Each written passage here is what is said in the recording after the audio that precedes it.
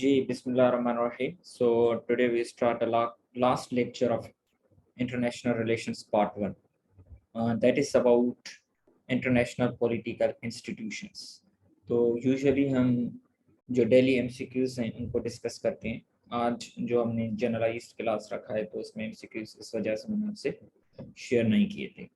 तो जो हमारा पूरा प्लान था तकरीबन ये यहाँ पे पूरा हो रहा है, मतलब लेक्चर सीरीज. उसके बाद बाकी ये जो है ग्रांड मॉक एग्जाम जो हमारा था एमसीक्यूज बेस्ड वो रहता है, ठीक है, और रिटन मॉक एग्जाम जो सबसे ज़्यादा इम्पोर्टेंट है, ठीक है. तो ये बिल्कुल हम उसी तरीके से लेंगे जिस तरीके से हम बाकी वो जो कर रहे थे, मतलब CSS के पैटर्न पे करेंगे, ठीक है. तो उसकी चेकिंग भी वो आपके सामने जो मैंने की थी तो उस हिसाब से करेंगे. बाकी जितने भी टॉपिक्स हैं वो पूरे हो चुके हैं हमारे, ठीक. और एक मैंने आपसे प्रॉमिस किया था कि थ्योरी ऑफ रीजनलिज्म, तो वो मैं आपसे डिस्कस करूंगा.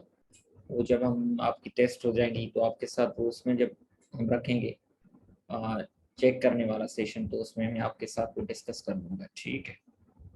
वो तकरीबन 5-10 मिनट का टॉपिक है. आज का टॉपिक थोड़ा बड़ा है तो मैंने सोचा अगर इसमें रखेंगे तो ये लेक्चर ज़्यादा लंबा हो जाएगा, लेंथी हो जाएगा, ठीक. तो आज हम क्या करेंगे कि जो हमारे इंटरनेशनल पॉलिटिकल इंस्टीट्यूशंस हैं उसमें यूनाइटेड नेशंस आ गई, उसमें इंटरनेशनल कोर्ट ऑफ जस्टिस आ गया, या उसमें वर्ल्ड बैंक आ गया, या IMF आ गया, तो हम इनको क्या करेंगे आज डिस्कस करेंगे, ठीक है. तो हमारे जो डिस्कशन का मयार होगा वो पेपर ओरिएंटेड होगा और बाकी पेपर के बयान भी होगा, जो हमारी काम वाली चीज़ें हैं जो हमारे अंडरस्टैंड करने के वो लायक है. तो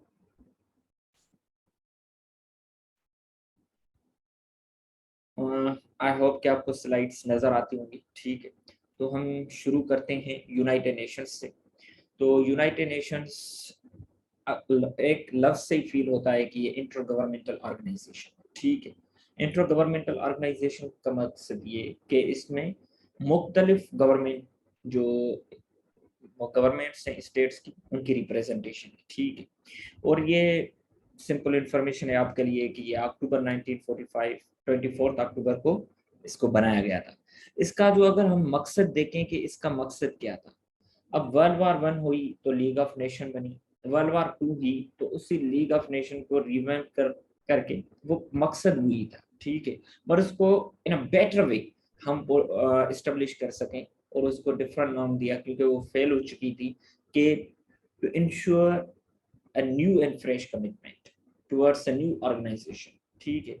बाकी लीग ऑफ नेशंस का वही इंफ्रास्ट्रक्चर, वही उसके जो बजट थे, वही जो उसके पैसे थे उस वक्त, वही इसने जो है यूनाइटेड नेशंस ने क्या किए, इनहेरिट किए.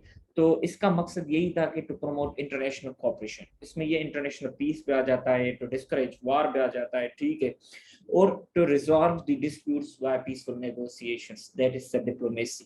तो मतलब टू प्रमोट मल्टीलैटरल डिप्लोमेसी, ये यूनाइटेड नेशंस का कॉन्सेप्ट था कि यहाँ पे एक बैठक हो, जैसे एक गांव में बैठक होती है वही कॉन्सेप्ट है, बट फॉर्मलाइज्ड वन, के बैठक को जहाँ पे सब स्टेट्स आए अपने मसलों को डिस्कस करें, जो कॉमन इश्यूज हैं उनके ऊपर बैठ के उन एक एजेंडा बनाएं, फ्यूचर एजेंडा उसको सॉल्व करने के लिए, और जो आपस में उनके मामलात हैं उनको भी जो ग्लोबल मतलब प्रॉब्लम्स की शक्ल ले रहे हैं वो ग्लोबल पीस एंड ग्लोबल जो है वार के तरफ कंट्रीब्यूट कर सकते हैं, तो उनको बाकी स्टेट्स मिलके वो क्या करें, रिजॉल्व करें. तो मैंने आपको बात बताया था कि जब हमने डिप्लोमेसी की थी कि मल्टीलैटरल डिप्लोमेसी पढ़ी थी, तो United Nations is the perfect example of multilateral diplomacy, ठीक है. यहाँ पे कंट्रीज क्या करते हैं, यहाँ पे भी शटल डिप्लोमेसी होती है. कैसे, दो कंट्रीज के बीच में एक तीसरा कंट्रीज आता है वो सुलह करवाता है, जो हमने डिप्लोमेसी में पढ़ा था, ठीक है. अब इसकी जरूरत क्यों पड़ी, क्योंकि जो लीग ऑफ नेशन था वो इनइफेक्टिव हो चुका था, उसको रिप्लेस करना लाजिम था, ठीक है. जहन में ये पॉइंट आ सकती है कि इसको रिवैम्प करते तो वही पुराना नाम हो जाता. वो ये इन्होंने नाम इसीलिए चेंज किया कि to show a fresh commitment and to show a fresh resolve towards a new organisation, ठीक है, ताकि ये जो सेकंड वर्ल्ड वार बनी, ठीक है, उस जैसा या वर्ल्ड वार 1 जैसा या वर्ल्ड वार 2 जैसा कोई भी अगेन वर्ल्ड वार 3 के नाम पे कोई भी कंफ्लिक्ट ना हो, ठीक है. इसका मकसद यही था. तो at its founding the United Nations जब ये बनी तो आपको पता होना चाहिए कि इसके 51 मेंबर स्टेट्स थे, ठीक है। नाउ तकरीबन इसके 193 मेंबर स्टेट्स हैं, वही कंट्रीज हैं, ठीक है, छोटी मोटी स्टेट्स पर अलग हैं, ठीक है। जो इसमें के मेंबर नहीं है वो उनका जो स्टेटस है वो ऑब्जर्वेटरी है, ठीक है। तो ऑलमोस्ट 193 मेंबर स्टेट्स। तो आप देख सकते हैं कि इतना बड़ा इंटर गवर्नमेंटल फोरम है, इतनी बड़ी एनुअल रिप्रेजेंटेशन है इसकी कि जब इनका जनरल असेंबली का इजलास होता है, ठीक। तो आप देखें कि ये क्या करता है कि कोऑपरेशन को, जाहिर सी बात है एक बैठक में जब सब लोग आएंगे तो ज्यादातर चांसेस हैं कि कोऑपरेशन हो, ठीक है। इसका हेडक्वार्टर जो बनाया गया वो मैनहट्टन न्यूयॉर्क सिटी में बनाया गया, और इसकी जो फाइनेंशियल पोजीशन बनाई गई कि इसको वॉलंटरी और असेस्ड कंट्रीब्यूशन मिलेगा, कि एक कंट्रीज के ऊपर ये वो फार्मूला लगाया गया कि ये कंट्रीज इतना इतना करेंगे, वो असेस्ड है, वो देना पड़ेगा। और दूसरा है voluntary contribution from its member states, ठीक है। वो ज्यादातर आपको पता है कि वही वॉलंटरी कंट्रीब्यूशन कर सकते हैं जो डेवलप्ड हो, जिनके पास दौलत हो, वगैरह वगैरह। तो इसकी अगर आप लैंग्वेजेस में जाएं तो तकरीबन आपको 6 लैंग्वेजेस ऑफिशियल मिलेंगी, ठीक है। एक अरबिक, इंग्लिश तो है ही है, ठीक है। तो उसके अलावा आपको अरबिक में मिलेगी, चाइनीज में मिलेगी, ठीक है। और उसके अलावा फ्रेंच मिलेगी, रशियन मिलेगी और स्पेनिश मिलेगी, ठीक है। तो अब हम यूनाइटेड नेशन के चार्टर को देखें, जाहिर सी बात है एक ऑर्गेनाइजेशन बनाई गई, उसका मकसद है, तो उस मकसद का इन्होंने क्या कर दिया, उस मकसद को एक रिटन फॉर्म में लिख लिया कि हमारा मकसद है, ये हमारा चार्टर है, हम इसको क्या करेंगे, हमेशा बुलंद रखेंगे और इसके मुताबिक एक ऑर्गेनाइजेशन क्या करेंगे, आगे चलाते जाएंगे, ठीक है। जब भी कोई मसला होगा, जब भी कोई मतलब प्रॉब्लम होगा, कंफ्यूजन होगा, तो ये चार्टर हमें क्या करेगा, गाइड करेगा। Charter is a guiding principal, ठीक है। इस चार्टर ने, ये हकीकत में ट्रीटी है, और इस ट्रीटी के थ्रू ये ऑर्गेनाइजेशन, इंटरनेशनल ऑर्गेनाइजेशन यानी इंटर गवर्नमेंटल ऑर्गेनाइजेशन बनी, और इसको नाम दिया गया यूनाइटेड नेशंस, ठीक है। और ये सेम फ्रांसिस्को में साइन हुआ, ठीक है, United Nation conference on international organisation थी, ठीक है। उसके बाद ये 24 अक्टूबर 1945, अब ये साइन इस दिन पे होता है और इन्फोर्समेंट इसकी इस डेट पे होती है, ठीक है। तो जिनका इंटरनेशनल लॉ है उनको पता है कि साइन करने में, रेटिफाई करने में और इन्फोर्समेंट का एक डिफरेंट मैकेनिज्म है, ठीक है। तो टू टेक इफेक्टिव पर्पस इसका ये था, तो to take effective collective measures, ठीक है। मतलब ये कि इफेक्टिव मेजर्स बट वो कलेक्टिव इन नेचर, सारी ऑर्गेनाइजेशन के मेंबर्स जो हैं मिलके वो कलेक्टिव मेजर्स लें, ठीक है, डिस्कशन करके। उनका पर्पस क्या होगा, prevention and removal of threats to the world peace. जो वर्ल्ड पीस है उसको, जो जितनी भी थ्रेट्स हैं, ठीक है, उस थ्रेट्स को रिमूव करने के लिए, ठीक है, और to promote a peace around the world, उसके लिए क्या करेंगे, ये not only effective measure but effective collective measures, जिसपे सबका एग्रीमेंट होगा। और ये क्या करेंगे कि ये डेवलप करेंगे friendly relations among the nations, और उनमें principle of equal rights and self determination of people. Self determination actually क्या होती है कि you have a right to govern yourself, जो हमने पहले लेक्चर्स में पढ़ा था, सॉवरेन इक्वलिटी का कॉन्सेप्ट था कि आप इंडिपेंडेंट हो अपने conduct of your relations in the committee of Nations. आप अपने रिलेशंस को अपने इंडिपेंडेंस के साथ क्या कर सकते हैं, वो प्रोमोट कर सकते हैं, ठीक। All states are sovereign equal, मतलब all states are equal in promoting their national interest, ठीक है। और उसके अलावा इंटरनेशनल कोऑपरेशन उन प्रॉब्लम्स पे लेके आएंगे, ठीक है, जहाँ economic, social, cultural, humanitarian character, ताकि वो प्रॉब्लम सॉल्व हो। अब आपके यहाँ, आपके कंट्री में फ्लड आई है तो फूड एग्रीकल्चर ऑर्गेनाइजेशन आ गई है, ठीक है, वो फील्ड में निकले हुए हैं, यूनिसेफ वाले फील्ड में निकले हुए हैं, बाकी ऑर्गेनाइजेशन, इंटर गवर्नमेंटल ऑर्गेनाइजेशंस निकले हुए हैं जो आपके बच्चों के प्रॉब्लम से यूनिसेफ उनको देख रही है, एग्रीकल्चर और फूड के जो प्रॉब्लम से FAO उनको देख रही है, जो बाकी रिलेटेड, तो मतलब वो है तो यूनाइटेड नेशंस के ही, ठीक है।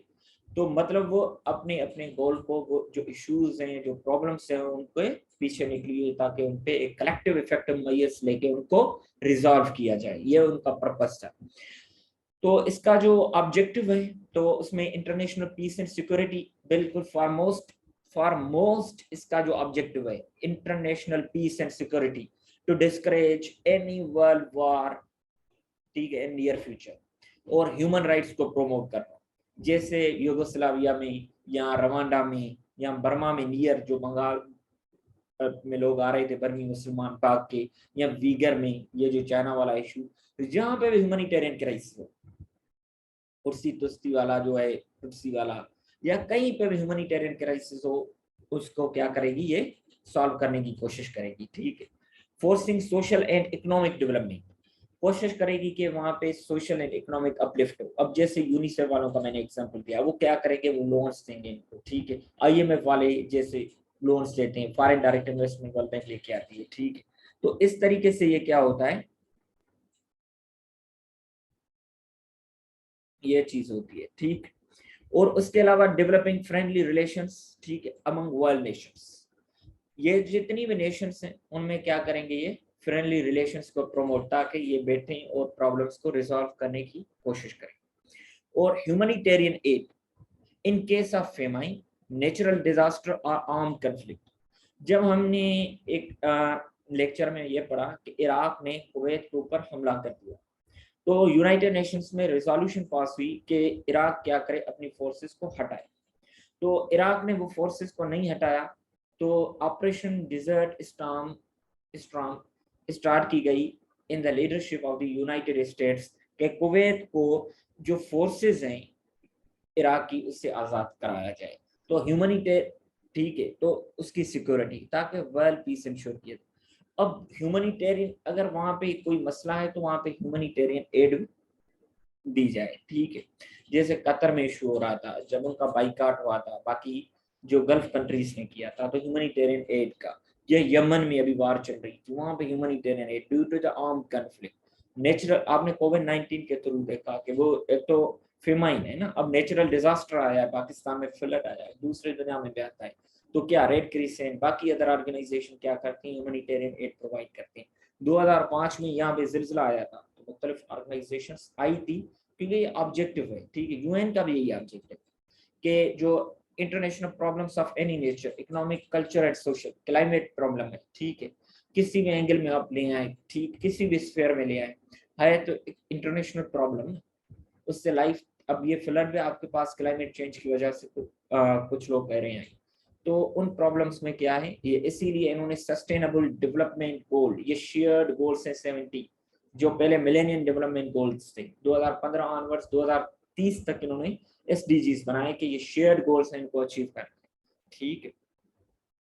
तो ये ऑल मेंबर, इन इसका जो प्रिंसिपल है जिस पे ये बनाई गई है, ठीक है, ये कहता है कि कोई भी स्टेट दूसरे से ज्यादा रुतबे वाली नहीं है, all member states have sovereign equality, मतलब हर स्टेट अपनी सॉवरेनिटी में इक्वल है, कोई स्टेट उसके ऊपर नहीं है, इंटरफियर नहीं कर सकती as per the principles of international law, ठीक है। इन्फ्लुएंसेस स्टेट्स करते हैं ड्यू टू देयर पावर, ठीक, but as per law, interference is not acceptable because all states are sovereign equal. They are independent in conducting their international relations, ठीक है, and promoting their national interests.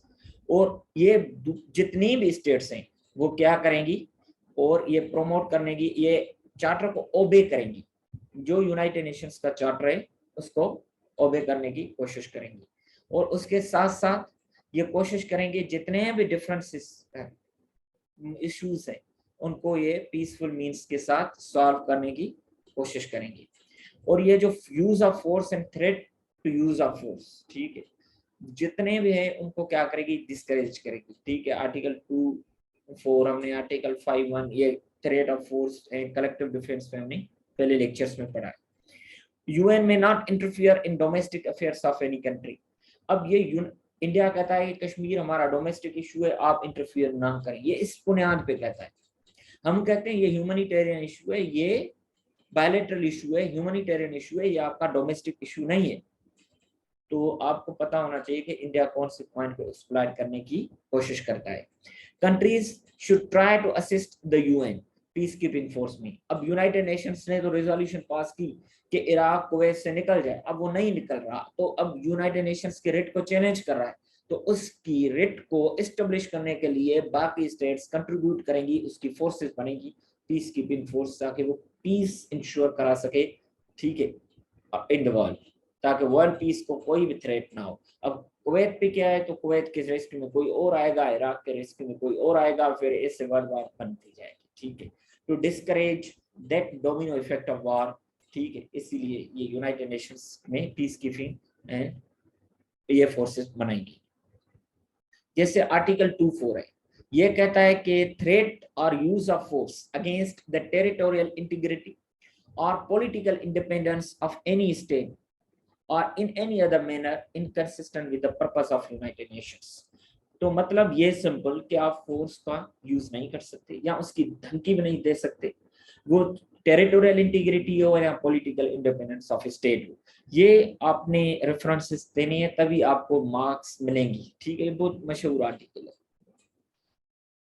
अब हम आते हैं कि United Nations का जो है ऑर्गेनाइजेशनल स्ट्रक्चर के साथ, अगर हम देखें कि there are 6 principal organs of the United Nations. अब वो 6 principal organs of the United Nations कौन से हैं? एक तो सबसे जो सुप्रीम है वो है जनरल असेंबली, जिसमें सबकी representation, all member states are the members of the general assembly by virtue of their membership. The secretariat वो क्या करती है? क्लरिकल फंक्शन करती है, ठीक है, डे टू डे अफेयर्स की, ठीक है, ऑर्गेनाइजेशन को मेंटेन करने के लिए, चलाने के लिए, इजलास बनाने के लिए जो clerical work and administrative work होता है वो सेक्रेटेरिएट ये हर जगह करती है। और security council, we all are aware of the powers of security council, उसमें 5 परमानेंट मेंबर्स होते हैं, 10 नॉन परमानेंट मेंबर्स होते हैं, ठीक है, परमानेंट मेंबर्स की कोई इलेक्शन नहीं, और उसमें कौन कौन से हैं वो आगे हम देखते हैं, और नॉन परमानेंट मेंबर्स का क्या है वो भी आगे आता है। इंटरनेशनल कोर्ट ऑफ जस्टिस हमने एक कोर्ट बनाई है, ये वो नहीं है कि सोमोटो नोटिस ले, ठीक, इसके पावर्स लिमिटेड है, जब तक स्टेट्स खुद इसके पास रेफर नहीं करेंगी तब तक ये कोई भी केस क्लियर नहीं कर सकता। अगर फॉर एग्जांपल कुलभूषण जाधव के इशू पे ये इंटरनेशनल कोर्ट ऑफ जस्टिस में इंडिया गया तो पाकिस्तान ने कंसेंट दिया, अदरवाइज अगर पाकिस्तान कंसेंट ना देता तो international court of justice was incompetent to hear the case. तो दोनों पार्टीज जब रेफर करेंगी केस तभी आईसीजे सुन सकता है, ठीक है, इसके भी 15 मेंबर जजेस हैं, वो भी देखते हैं कैसे। Economic and Social Council to promote the economic and social interests of the states and Trusteeship Council, ये आजकल वो उसी तरीके से इन फंक्शन नहीं है, ये क्या करती थी, जो अनगवर्नेबल स्टेट्स होती थी उनको किसी डेवलप कंट्री के नीचे दे देती थी ताकि उनको सेल्फ गवर्नेबल बनाए और फिर उसको इंडिपेंडेंट किया जाता था। कॉलोनियल स्टेट से लेके किसी और स्टेट को दिया जाता था विद द इंटेंट कि आप उसको क्या करें, तो सेल्फ गवर्नेबल बनाएं और इसको फिर इंडिपेंडेंट कर दें under the guys of United Nations. इसको भी देखते हैं, ये ऑर्गन्स हैं, ठीक है, ये डायग्राम फॉर्म में। अब जनरल असेंबली पे आते हैं। जनरल असेंबली में अगर आप देखें तो इसके जो मेन फंक्शंस हैं वो कौन से हैं कि assessing member countries and deciding on the budget, ठीक है, कौन से मेंबर कंट्रीज आएंगे उनको इवेल्युएट भी करती है, ठीक है, अगर कोई न्यू मेंबरशिप होती है तो उसको भी देखती है, और जो बजट होती है पूरी ऑर्गेनाइजेशन को रन करने के लिए जैसे असेंबली होती है हर जगह पे, वो ऐसे ही काम करती है। और ये it's the only organ where every member country member state is represented without any doubt. हर स्टेट होगी इसमें, और इसमें मुख्तलिफ कमेटीज होते हैं, जैसे पार्लियामेंट होती है उसमें मुख्तलिफ कमेटीज होती हैं, ठीक है, इसी तरह यहाँ पे भी मुख्तलिफ कमेटीज हैं, बिल्कुल उसी तरीके से। और ये इसका इजलास जो है हर साल सितंबर में होता है, आपने देखा था कि इमरान खान गया था, तो ज्यादातर ये सितंबर में ही होता है, तो ऑलमोस्ट इन 3rd वीक होता है। एमसीक्यूज के पॉइंट ऑफ व्यू से आप ये याद रखें कब होता है, कौन से डेट को होता है, ठीक। Special session can be held, जैसे कश्मीर इशू पे, फलस्तीन इशू पे बुलाया गया था, ठीक है, और कश्मीर इशू पे बुलाए गए हैं। और voting on important questions on recommendations on peace and security, vote करती है, कोई रेजोल्यूशन पेश हुई, ठीक है, उसमें वोटिंग होती है। और मेंबर, किसी मेंबर को इंक्लूड करना, उसको एक्सक्लूड करना, उसकी मेंबरशिप को सस्पेंड करना बाय 2/3 मेजॉरिटी, अगर ये वोट करें तो हो जाता है। ठीक है, तो ये इसके असेंबली वाले ही, अगर ये जो नेशनल असेंबली वाले कॉन्सेप्ट देखें तो वो बिल्कुल सेम है। ठीक है, तो आगे चलते हैं, बिल्कुल इसी सितंबर में होगा। इंक्लूड सेक्रेटेरिएट क्या करती है कि वही क्लरिकल एंड एडमिनिस्ट्रेटिव फंक्शंस करती है। ठीक है, includes an international staff working in duty stations around the world. ठीक है, ये क्या करती है कि जो इतना भी एडमिनिस्ट्रेटिव एंड क्लरिकल वर्क होता है वो ये करती है। ये यहाँ पे भी लिखा हुआ है कि एडमिनिस्ट्रेटिव फंक्शंस। ठीक है, इजलास कब बुलाए जाएंगे, कैसे होगा, वहाँ का जितना भी काम काज होगा वो ये देखें। इसके फंक्शन के लिए हमने सुप्रीम अथॉरिटी सेक्रेटरी जनरल बनाया हुआ है, जो 5 साल के लिए आता है, उसकी भी इलेक्शन होती है। ठीक है, और उसके नीचे जितना स्टाफ है वो 44,000 स्टाफ है अराउंड द वर्ल्ड। सिर्फ यूनाइटेड नेशंस के हेडक्वार्टर में नहीं होते, बल्कि जितनी भी ऑर्गेनाइजेशन के जितनी भी ड्यूटी स्टेशन, ठीक है, कंट्री स्टेशन से, वहां पे इनका भी स्टाफ है, वो भी इसमें आ जाता है। अब आते हैं, हमारी जनरल असेंबली भी हो गई एक आर्गन, दूसरा आर्गन हमारा सेक्रेटेरिएट हो गया, तीसरा आर्गन हमारा आता है सिक्योरिटी काउंसिल। ठीक है, तो सिक्योरिटी काउंसिल पे अगर हम आते हैं तो सिक्योरिटी काउंसिल में देखते हैं, जैसे जनरल असेंबली में हर एक स्टेट की वहां पे रिप्रेजेंटेशन थी, तो यहाँ पे सिक्योरिटी काउंसिल में लिमिटेड है। The most powerful organ of the United Nations is the United Nations Security Council. It has a overriding effect on General Assembly. Even General Assembly के 193 member house से ये ज्यादा पावरफुल है। अब देखते हैं इसको, ये क्या करता है कि deals with threats to international peace and security, वही चीज जो यूनाइटेड नेशन का चार्टर है, मोटो है, उसको ही प्रमोट करता है। अब इसमें टोटल 15 मेंबर्स होते हैं, 5 परमानेंट मेंबर्स हैं, जिनको हम ये देखें कि यूएस आता है, चाइना आता है, रशिया आता है, ब्रिटेन आता है, फ्रांस आता है, और इनको वीटो पावर है। अगर ये यूनानिमसली एग्री नहीं होंगे किसी भी इशू पे, तो वो इशू पे मतलब कंसेंसस या कोई भी कंक्लूजन अचीव नहीं होगा। ठीक है, जैसे पाकिस्तान गया था, जब पाकिस्तान एंड इंडिया की वार हुई थी, तो वहाँ पे 1971 में कि इनको सीज फायर के लिए आप कहें, तो वहाँ पे रशिया 5 दिसंबर, 6 दिसंबर और 16 दिसंबर आए थे, या 15 दिसंबर पे इन्होंने वीटो किए थे 3 बार। तो ये वीटो करते रहते हैं और उस पर कोई लिमिटेशन नहीं है कि आप इतनी बार वीटो कर सकते हो या नहीं कर सकते। ठीक है, तो आप देख सकते हैं हर मेंबर स्टेट को, परमानेंट मेंबर स्टेट को कितनी ताकत, और 3 नॉन परमानेंट मेंबर्स हैं, उनका ही इलेक्शन होती है और इलेक्टेड फॉर एवरी 2 ईयर्स होती है। ठीक है, हर साल इलेक्शन होती है। ठीक है, 5 साल के 5 मेंबर्स इलेक्ट होते हैं, फिर 5 5 5 इसी तरीके से। इसके फंक्शंस क्या हैं, वही पीस कीपिंग ऑपरेशंस को प्रमोट करना, इंटरनेशनल सैंक्शंस ये लगाते हैं। ठीक है, किसी भी यूनाइटेड नेशन सिक्योरिटी काउंसिल, अगर यूनाइटेड नेशन, ये बात सुन लें, अगर कोई चीज जेर बहस है यूनाइटेड नेशन सिक्योरिटी काउंसिल पे के अंदर 15 मेंबर्स के अंदर, तो वो मौजू जनरल असेंबली में उस पर बहस नहीं हो सकता। ठीक है, ये इसका इतना पावर है।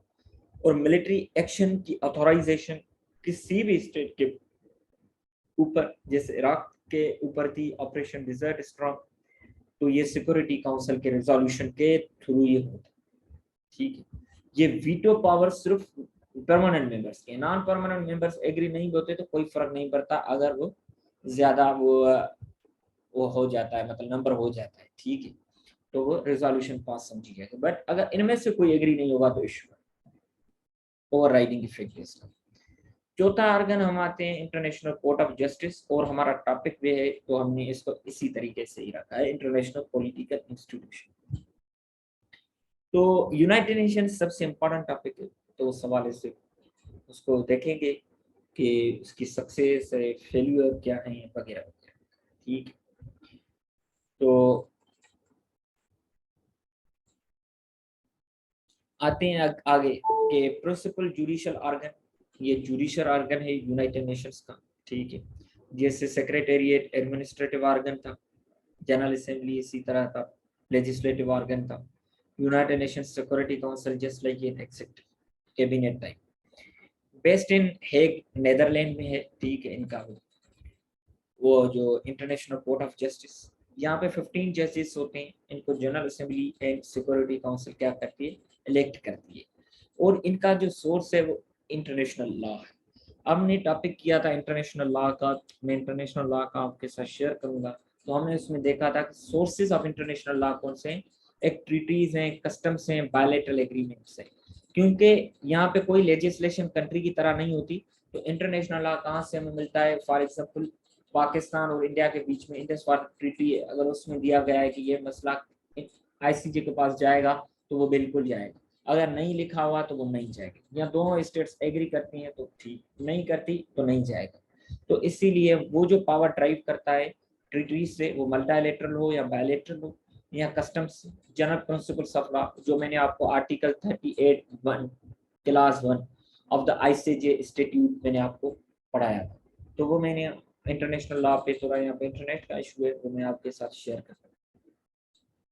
जो फंक्शंस हैं इंटरनेशनल कोर्ट ऑफ जस्टिस के, उसका मकसद यही होता है कि to settle legal disputes, legal issues submitted to it by states. खुद नहीं ले सकता कोई, एक अलग स्टेट नहीं जाएगी, दूसरी स्टेट एग्री ना हो, दोनों स्टेट से एग्री होंगे। जैसे कुलभूषण जाधव का केस था कि उसको वहां पे ये काउंसलर एक्सेस मिलनी चाहिए या नहीं, इंडिया गया तो पाकिस्तान ने कहा हम भी ठीक है आप जाएं, हम आते हैं वहां। और दूसरा एडवाइजरी ओपिनियन, जैसे हमारे सुप्रीम कोर्ट के पास एडवाइजरी ओपिनियन है, तो इनके पास एडवाइजरी ओपिनियन। यूएन ने इनसे एक क्वेश्चन रेफर किया था कि वेपन्स ऑफ मास डिस्ट्रक्शन रखना अलाउड हो, कॉन्स्टिट्यूशनली अलाउड है या नहीं, लीगल है या नहीं है। तो इन्होंने कहा था अगर डिफेंसिव पर्पसेस के लिए है तो फिर तो उसका यूज अलाउ है, अगर डिफेंसिव पर्पस के लिए यूज नहीं है तो फिर तो ऑफेंसिव है। तो मतलब ये एडवाइजरी ओपिनियन भी देते रहते हैं। और उसके बाद आती है इकोनॉमिक एंड सोशल काउंसिल, आपने ये बिल्कुल ही कम सुनी होगी, ठीक है। तो ये central platform for debate and innovative thinking on sustainable development, SDGs आपने सुनी होंगी, सस्टेनेबल डेवलपमेंट गोल्स। और ये policy review, coordination and policy dialogue और recommendations economic, social and environmental issues पे करते हैं, ठीक है। एमडीजीज मिलेनियम डेवलपमेंट गोल्स हो या सस्टेनेबल डेवलपमेंट गोल्स हो, बहुत मशहूर हैं और इनके तवज्जुह से आए हैं, ठीक है। और सस्टेनेबल डेवलपमेंट गोल्स में लगाना यहाँ पे भूल गया हूँ, वो आपने एक लेक्चर में हमें वैसे डिस्कस किया हुआ है, ठीक है। और एमडीजीज को implementation of internationally agree development goals, वो कौन से हैं, यही हैं, एमडीजीज हैं, एसडीजीज, ठीक। तो इसमें अगर हम देखें कि ये lot of stake holders around the world उनको एंगेज करते हैं, ठीक है। और ये इशू बेस्ड, अगर कोई इशू आता है तो उसके हिसाब से ये गोल बनाते हैं, ठीक है। ये मैंने यहाँ पे मेंशन तो किए हैं, sustainable development goals and millennium development goals. सबसे लास्ट एंड सिक्स्थ ऑर्गन है ट्रस्टीशिप काउंसिल, ये बिल्कुल आजकल डॉर्मेंट है, ठीक है। इसका मकसद क्या है कि to help ensure trust territories, वो टेरिटरीज, ठीक है, जो ट्रस्ट के तौर पर यूनाइटेड नेशंस को ने किसी दूसरे कंट्री को दिए हैं कि आप उनको एडमिनिस्टर करें in the best interest of their inhabitants. जैसे ईस्ट तिमोर का, तो उस पर कब्जा था, वहां से लेके इन्होंने क्या कर दिया, ऑस्ट्रेलिया को आई थिंक दे दिया कि आप इनको एडमिनिस्टर करें जब तक ये सेल्फ गवर्नेबल नहीं हो जाते, ठीक है। आजकल ये कॉन्सेप्ट बिल्कुल नहीं है, कोई ट्रस्ट टेरिटरी नहीं है, ठीक है। ये न्यूली इंडिपेंडेंट स्टेट्स के लिए था, डीकोलोनाइजेशन के बाद। कस्टम्स किसी ने क्वेश्चन पूछा है तो ये आपको आखिरी में सारे आंसर करते हैं, ठीक है। Main agencies of the UN कौन कौन सी हैं, फूड एंड एग्रीकल्चर ऑर्गेनाइजेशन है, ठीक है, ये अपने एजेंसीज के थ्रू काम करता है। इंटरनेशनल सिविल एविएशन ऑर्गेनाइजेशन, जो ये सिविल एविएशन जहाजों को गवर्न करता है। United Nations education scientific educational scientific and cultural organisation, इसी तरह यूनेस्को है, इसी तरह यूनिसेफ पे है, इंटरनेशनल लेबर ऑर्गेनाइजेशन में है, बहुत सारी इसकी एजेंसीज हैं, ठीक है। अब ये इसके जो मेन एजेंसीज इसमें ये आ जाते हैं, वर्ल्ड बैंक ग्रुप आ जाता है, आईएमएफ आ जाता है, वर्ल्ड हेल्थ ऑर्गेनाइजेशन आ जाता है, United Nations industrial development organisation और बहुत सारे और एजेंसीज पे आ जाती हैं। अगर हम देखें कि यूएन को इस वक्त चैलेंजेस कौन से हैं, तो आपको देखने में आएगा international peace keeping is a big challenge. छोटे मोटे कन्फ्लिक्ट्स चलते रहते हैं, फोर्स भेजना और उनको कम्बेट करना ये बड़ा मसला है यूएन के लिए। और ह्यूमन राइट्स की वायलेशन बहुत हो रही है, उसको प्रोटेक्ट करना या किसी भी तरीके से बर्मा में हो, वीगर में हो, किसी भी दुनिया के किसी भी हिस्से में हो, वहाँ पे प्रोटेक्ट करना बहुत बड़ा इशू है। और इस पे कंसर्न्स होते हैं कि आप जो है बाकी स्टेट्स को तो देख ही नहीं रहे।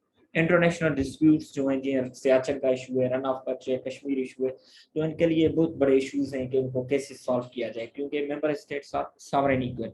कोई हायरार्किकल स्ट्रक्चर नहीं है कि ऊपर एक स्टेट है उसके नीचे नीचे नीचे, ऐसा कोई नहीं है। और poverty is the one of the biggest threats to the humanity.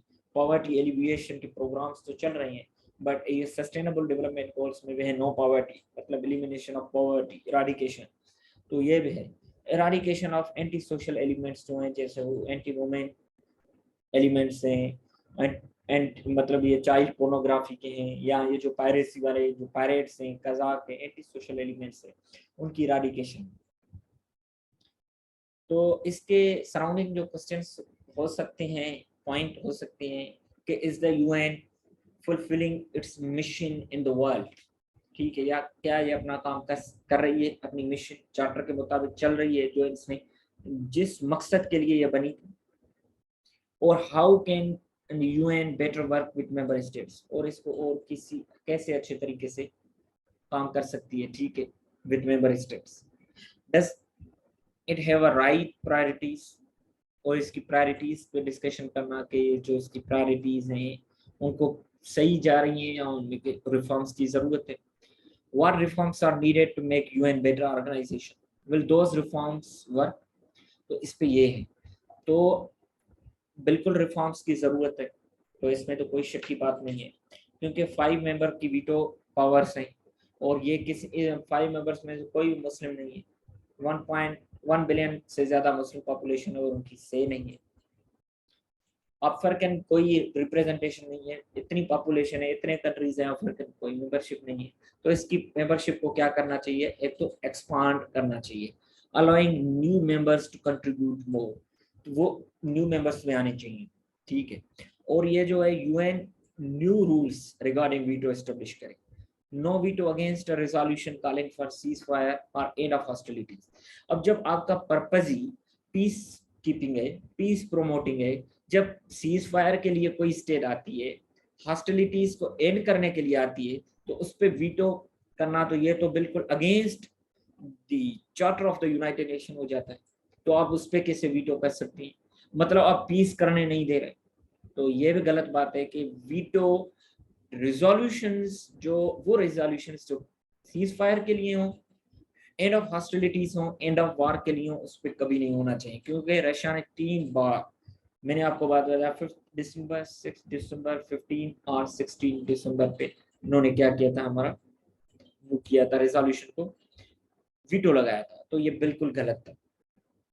मुसलमानों की इतनी पॉपुलेशन है और उनकी रिप्रेजेंटेशन नहीं है, ये तो अजीब बात है। अफ्रीकन कंट्रीज की कोई रिप्रेजेंटेशन नहीं है, ठीक है। दूसरे पावरफुल कंट्रीज बन चुके हैं, जर्मनी बन चुके हैं, जापान बन चुके हैं, कोई मेंबरशिप नहीं है, ठीक है।